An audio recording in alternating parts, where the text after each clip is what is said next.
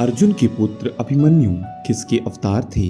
इस असाधारण योद्धा का भगवान श्री कृष्ण का भांजा होना और महज 16 साल की उम्र में वीरगति को प्राप्त होना क्या एक रहस्य है? क्या अभिमन्यु को चक्रव्यूह से बचने के लिए कोई रणनीति अपनानी चाहिए थी?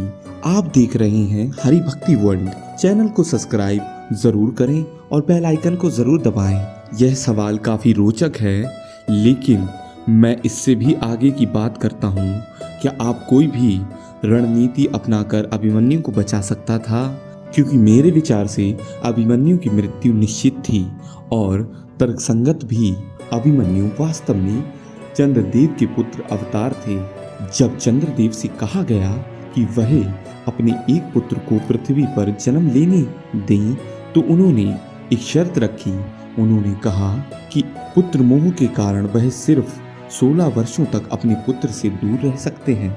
अतः 16 वर्ष के बाद उनके पुत्र को वापस लौटना होगा।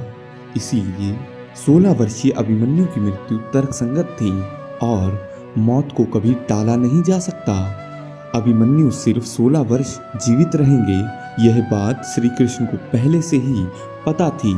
इसीलिए सुभद्रा के गर्भ धारण के समय उनके पिता अर्जुन जब सुभद्रा को चक्रव्यूह भेद कर बाहर निकालने का तरीका बता रहे थे, तो सुभद्रा सो गई थी। इसीलिए अभिमन्यु चक्रव्यूह में घुसने का तरीका तो सीख गए, मगर उससे निकलने का नहीं।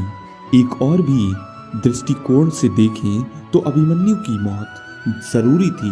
कृष्ण अर्जुन को क्रोध से भरना चाहते थे, तभी अर्जुन कौरवों की विशाल सेना का सफाया कर सकते थे। परंतु अर्जुन दुविधा में थे, क्योंकि अपने सगे संबंधियों से लड़ना नहीं चाहते थे। वह अपने गुरुजन और बड़ों से भी नहीं लड़ना चाहते थे। इसीलिए अर्जुन में क्रोध और उग्रता उत्पन्न करने के लिए श्री कृष्ण ने यह तरकीब सोची। अभिमन्यु की मौत के बाद ही युद्ध पांडवों के पक्ष में मुड़ा और कौरवों को हराने में उन्होंने अपनी पूरी जान लगा दी। देखिए, अभिमन्यु की एक तेजस्वी, बुद्धिमान और जोशीले योद्धा थे। उनकी महानता उस समय तक विश्व भर में प्रसिद्ध थी, तो जाहिर सी बात है कि उनकी रणनीति सर्वोत्तम ही रही होगी। जो योद्धा पितामह भीष्म को चुनौती दे सकता था, वह अपने प्रयास में कोई कमी कैसे छोड़ सकता था? बस बात इतनी सी है कि मौत को टालना असंभव है। अगर चक्रव्यूह के रूप में नहीं, तो मौत और किसी रूप में अभिमन्यु के सामने प्रकट हो जाती।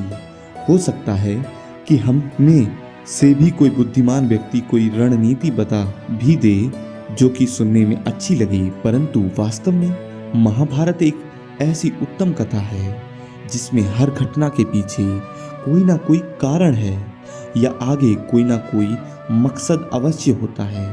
तो जो कुछ भी महाभारत में हुआ, उससे बेहतर और कुछ संभव नहीं हो सकता। अगर आपको यह जानकारी अच्छी लगी है तो वीडियो को लाइक, चैनल को सब्सक्राइब जरूर करिएगा। धन्यवाद। जय श्री कृष्ण।